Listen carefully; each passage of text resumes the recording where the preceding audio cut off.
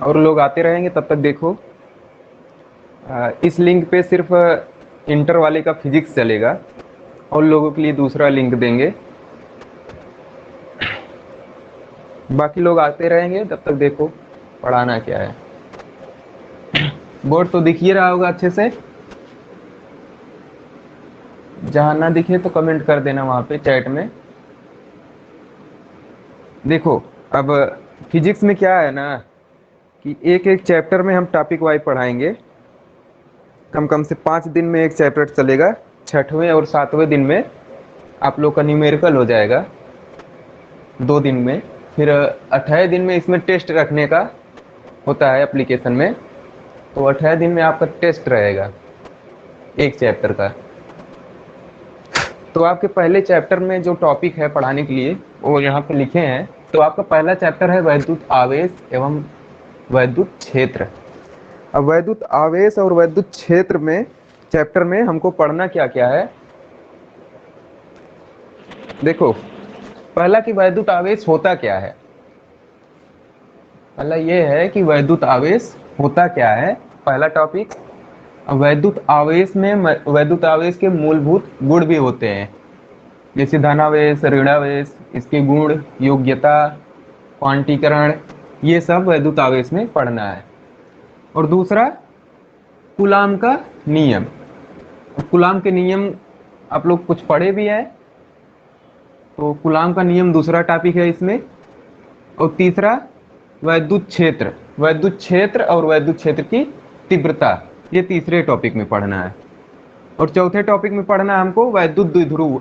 वैद्युत द्विध्रुव और वैद्युत द्विध्रुव की आघूर्ण। और पांचवें टॉपिक में पढ़ना है वैद्युत द्विध्रुव के कारण उत्पन्न वैद्युत क्षेत्र की तीव्रता। वैद्युत द्विध्रुव जो है वो अच्छी स्थिति में जब हो तब निकालना है, और जब निरक्षीय स्थिति में हो तब निकालना है। और इसमें लास्ट टॉपिक है वैद्युत द्विध्रुव पर बल युग्म आघूर्ण। इतने 6 टॉपिक पढ़ने हैं। तो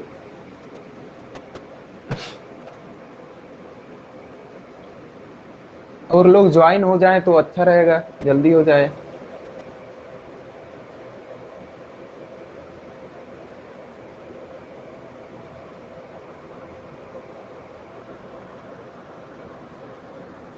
चलो देखते हैं। अब वैद्युत आवेश होता क्या है। वैद्युत आवेश, वैद्युत आवेश द्रव का एक भाग्य है, द्रव्य का एक भाग्य है, जो वैद्युत क्षेत्र या चुंबकीय क्षेत्र को प्रभावित करता है। तो उसको हम वैद्युत आवेश कहते हैं। वैद्युत आवेश को हम अनुभव कर सकते हैं, देख नहीं सकते। वैद्युत आवेश को हम लोग अनुभव कर सकते हैं। कैसे? एग्जाम्पल में, जैसे हम गर्मियों के टाइम पे शर्ट वगैरह पहने रहते हैं, तो निकालते समय उसमें चिटचिट का आवाज आता है। तो उसमें जो आवेश उत्पन्न हो जाते हैं धूप वगैरह में चलने से, रगड़ खाने से, तो जो चिटचिट की आवाज आती है ना, वो आवेश की होती है। कभी कभी बालों में भी होता है, तो ऐसे हाथ फेरो तब भी चिटचिट की आवाज आती है। कंघियों वगैरह से जब बाल फेरते हैं तो उसमें चिटचिट की आवाज आती है, तो वो होता है आवेश।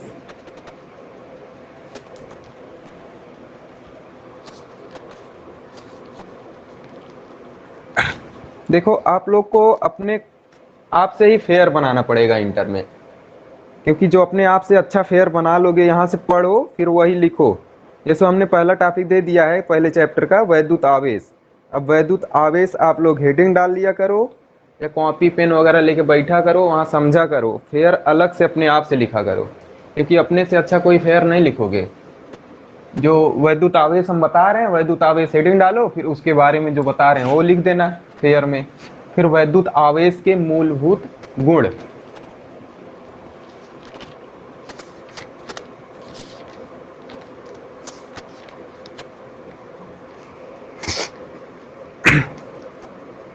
देखो, आवेश के बारे में, आवेश में आकर्षण प्रतिकर्षण दोनों होता है। आवेश 2 टाइप का होता है, एक धनावेश होता है, एक ऋणावेश होता है। आवेश में आकर्षण कब होता है और प्रतिकर्षण कब होता है।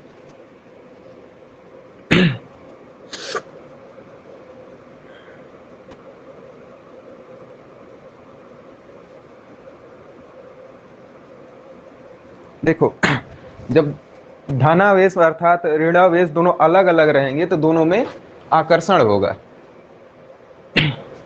और जब सेम रहेंगे, समान रहेंगे, दोनों में प्रतिकर्षण होता है। देखो, आवेश के मूलभूत गुण में ये पहला योग्यता है कि आवेश में प्रतिकर्षण और आकर्षण कब होता है। अर्थात इसका पहला हेडिंग हो जाएगा आकर्षण तथा प्रतिकर्षण। कब? जब समान आवेश रहेगा तो आकर्षण, अब जब अलग अलग आवेश रहेगा, प्लस माइनस दोनों रहेगा, तो आकर्षण होगा, और जब सेम रहेगा तब प्रतिकर्षण होगा।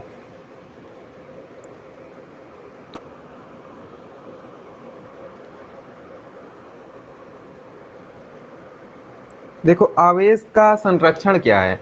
आवेश को न तो उत्पन्न किया जा सकता है, ना ही नष्ट किया जा सकता, एक ऊर्जा की तरह। जैसे ऊर्जा को नष्ट भी नहीं किया जा सकता और उसको बनाया भी नहीं जा सकता, तो उसको एक दूसरे रूप में जैसे चेंज करते हैं, उसी तरह से आवेश भी होता है। ना तो इसको हम नष्ट कर सकते हैं, ना ही बना सकते हैं, बल्कि एक वस्तु से, जैसे हमने कंघी पे जब आवेश लिया, तो उस आवेश को हम ट्रांसफर कर सकते हैं किसी और वस्तु पे। एक वस्तु से दूसरे वस्तु पर हम आवेश को डाल सकते हैं, ना कि उसको हम बना सकें या फिर नष्ट कर सकें। ऐसा कुछ नहीं है, ये आवेश का संरक्षण होता है। मूलभूत का ये दूसरा हेडिंग है।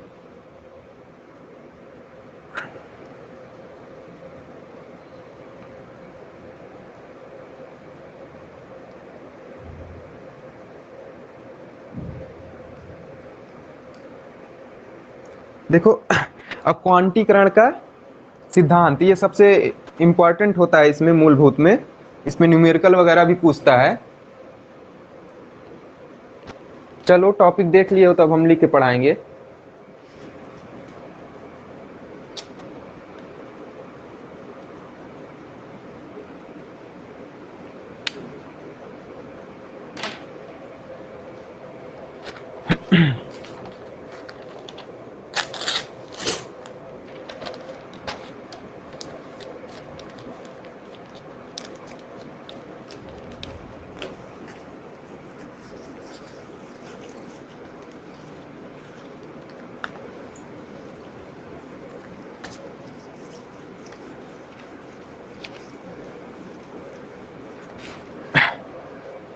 अगर कॉपी लेके बैठे हैं तो देखिए क्वांटीकरण होता क्या है।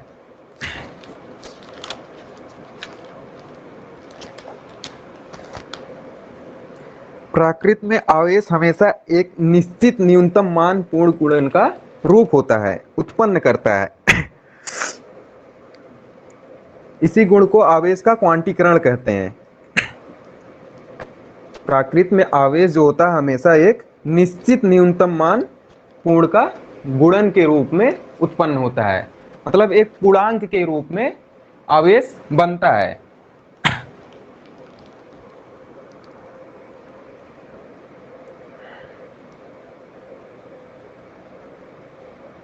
इसको हम Q से दिखाते हैं आवेश को, जैसे Q equal to N E.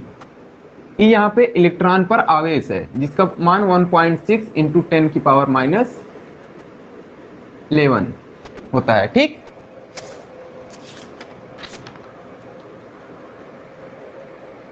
Sorry 18 होता है।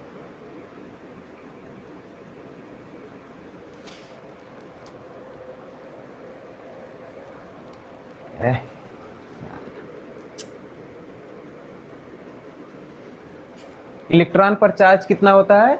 आवेश 1.6 इंटू 10 की पावर माइनस 19। आवेश का जो मात्रक है उसको हम कूलाम्ब C से दिखाते हैं। अब यहाँ पे यन क्या है? यही तो क्वांटीकरण है हमारा। ये हमारा जो है पूर्ण गुणांक के रूप में होगा। जब भी यन होगा हमारा 1 2 3 इस तरह से कोई नंबर होगा, ना कि पॉइंट में होगा। तो इस तरह से Q equal to N E एक फार्मूला मिला हमको। यहां से हम किसी अन्य वस्तु पर या किसी पर भी चार्ज निकाल सकते हैं। किसके माध्यम से? इलेक्ट्रॉन पे चार्ज के माध्यम से।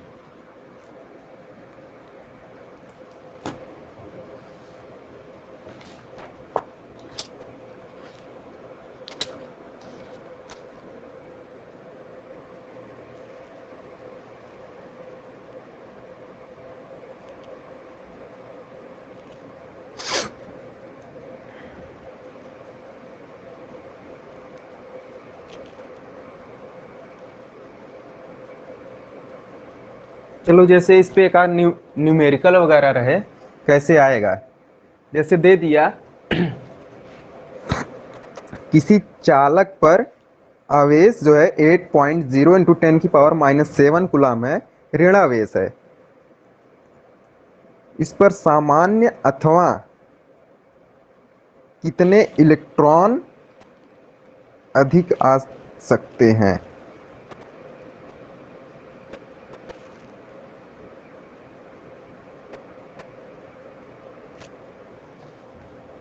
ये कह रहा है कि किसी चालक पर आवेश जो है वो है 8.0 इंटू 10⁻⁷ कूलाम, ये दिया है।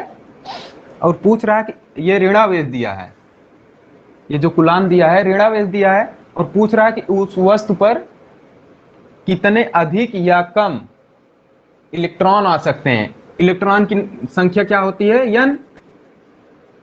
संख्या क्या है हमारा, n दिखाता है कितने इलेक्ट्रॉन्स हैं। ठीक, तो हम निकालेंगे क्या, Q दिया है हमारा, कितना दिया है 8.0 इंटू 10⁻⁷ कूलाम, ये दिया है हमको। तो निकालना हमको n है। ठीक, हम जानते हैं Q equal to N E, तो यहां से हमको n निकालना है, तो n equal to Q upon E। E का वैल्यू पता ही है 1.6 इंटू 10⁻⁹ कूलाम, और Q का वैल्यू यहाँ पे है 8.0 इंटू 10⁻⁷ अपॉन 1.6 इंटू 10⁻⁹ कूलाम। इसको अब सॉल्व करेंगे। 1.6 इंटू 8 5 इंटू 10 की पावर, ये जाएगा तो ऊपर पॉजिटिव हो जाएगा, ये 12 बचेगा यहाँ पे। ये नंबर ऑफ इलेक्ट्रॉन्स आ गए 5 इंटू 10⁻⁻12।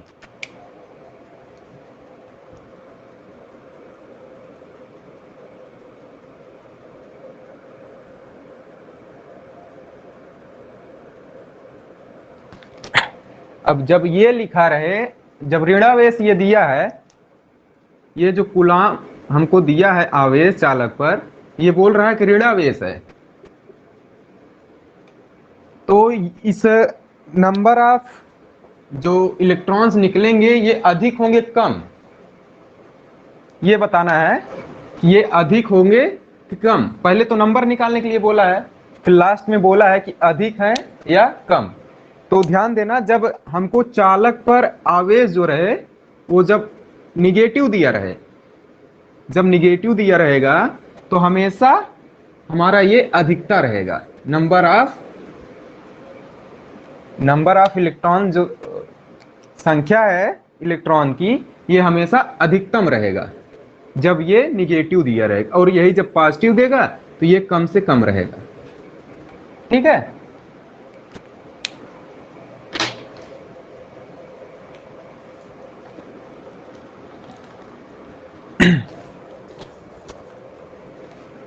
ये हो गया आपका क्वांटीकरण। इस पे भी 1 नंबर 2 नंबर इससे क्वेश्चन पूछ लेता है।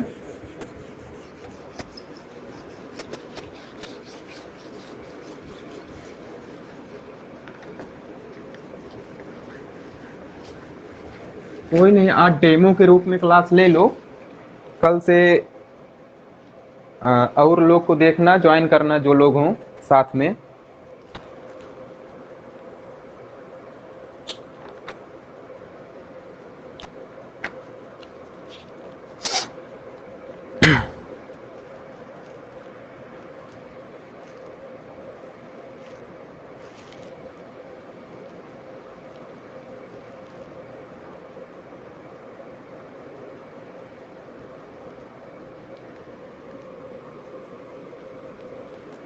अब आवेश का योग्यता क्या होता है, आवेश की योग्यता क्या होती है। देखो, जो आवेश का योग होता है,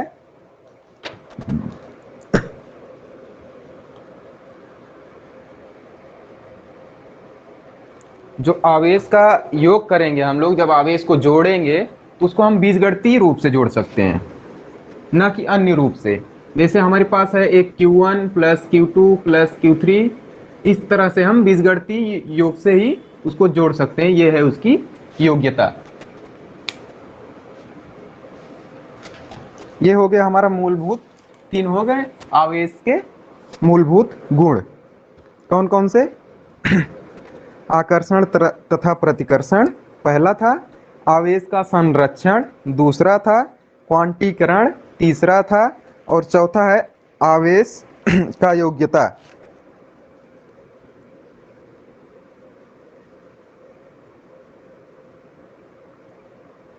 ये चार क्वांटीकरण हो गए। देखो इसी ऐप पे हम नोट्स भी भेज दिया करेंगे पीडीएफ वगैरह में।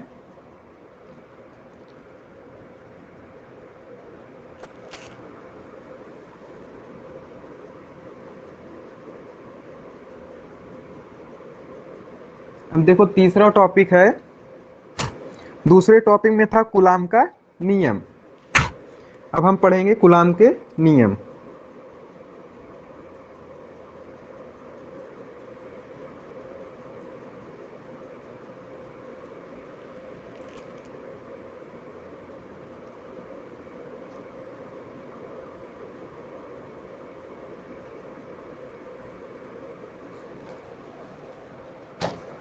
चलो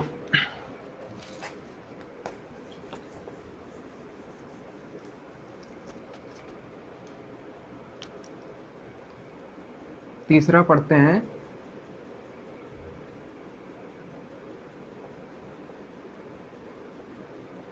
कूलाम का नियम।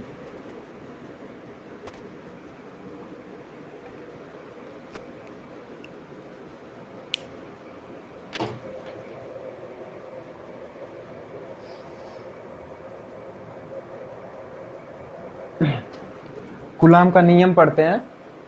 देखो कूलाम के नियम का योग्यता क्या है? जब इसमें दो आवेश हों, कैसा भी आवेश हो, दोनों धन आवेश हो सकते हैं या एक ऋण आवेश एक धन आवेश हो सकता है। मान लो दो आवेश हैं, एक Q1 है एक Q2 है, ठीक। तो कूलाम का नियम यह कहता है कि जब दो आवेशों के बीच आकर्षण या प्रतिकर्षण, जब दो आवेशों के बीच आकर्षण या प्रतिकर्षण बल लगे,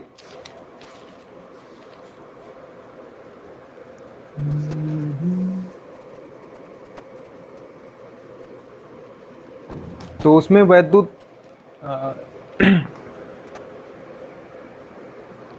बल निकालना है।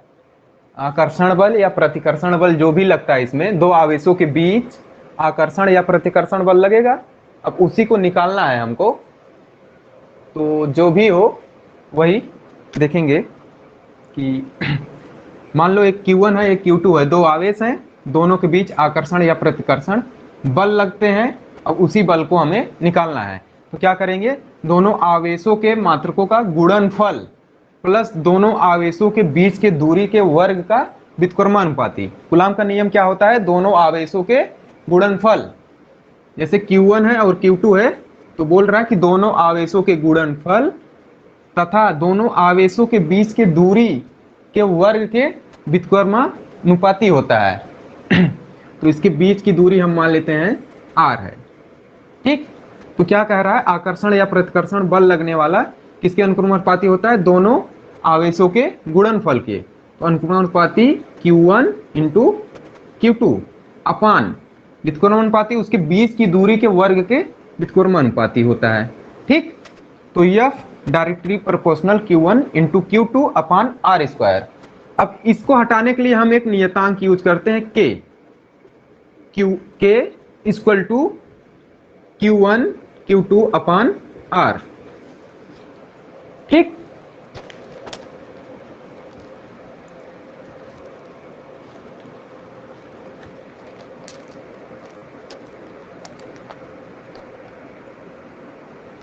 अब देखो, अब इस K का वैल्यू जो होता है K equal to 1 upon 4 pi epsilon naught, ये किसके लिए? Y के लिए है। जब अन्य माध्यम के लिए रहेगा तो यहाँ पे एक स्मॉल k देना पड़ेगा, स्मॉल k और किसी माध्यम के लिए काम देगा।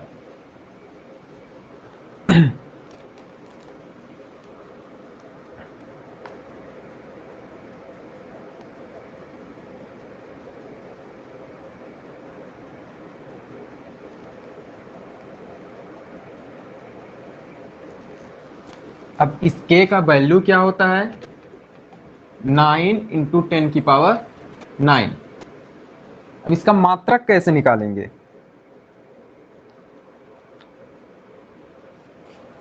इसका मात्रक निकालने के लिए हम यहीं से देख ले रहे हैं। हमको किसका मात्रक निकालना है? k का। तो k इक्वल टू हम अगर लिखेंगे तो क्या हो जाएगा? F R upon Q1 Q2। तो एफ का क्या मात्रक होता है हमें पता ही है, न्यूटन हो गया, और आर का होता है मीटर। दूरी तो मीटर में लिया जाता है, newton metre plus coulomb coulomb, दोनों Q1 और Q2 का जो मात्रक होगा वो भी कुलाम वो भी कुलाम। तो कुलाम कुलाम कुलाम का स्क्वायर, तो न्यूटन मीटर प्रति कुलाम स्क्वायर इस नियतांक का मात्रक होता है।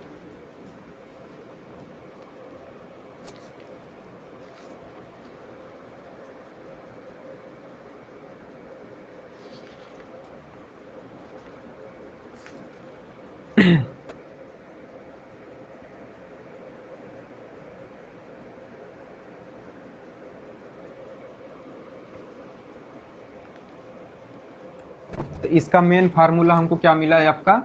F equal to 1/4 pi epsilon naught into Q1 Q2 upon R square. सिर्फ ये वायु के लिए है, ठीक। अब इस पर भी छोटा मोटा न्यूमेरिकल देता रहता है, ये कुलाम का नियम हो गया। यहां से अगर एप्सिलॉन नॉट की वैल्यू पूछी जाए तो क्या लिखेंगे?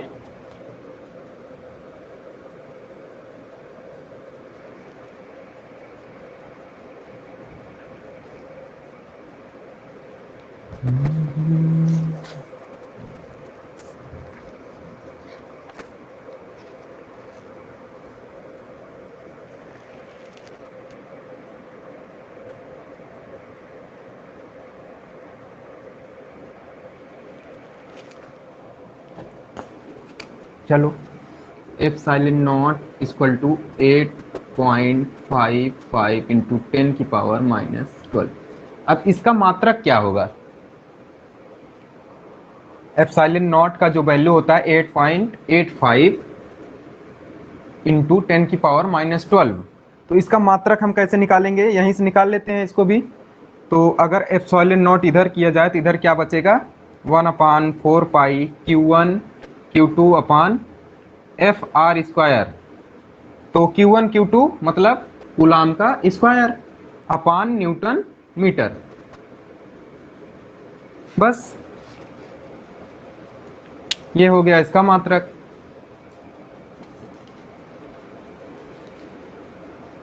ये हो गया कूलाम का नियम, ठीक है।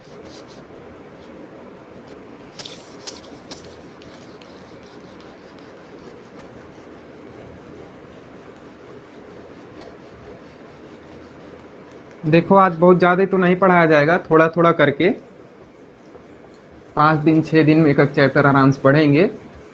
और लोग जो और बच्चे हों उन लोग को बोलो लिंक वगैरह भेजो, ज्वाइन करें। तब तक धीरे धीरे पढ़ाया जा रहा है। लास्ट दिन तब तक दूसरी माइक भी आ जाएगी, उसमें आवाज भी आएगा। इसी रुको, नहीं तो निकाल दे रहे हैं तो आपकी आवाज आएगी।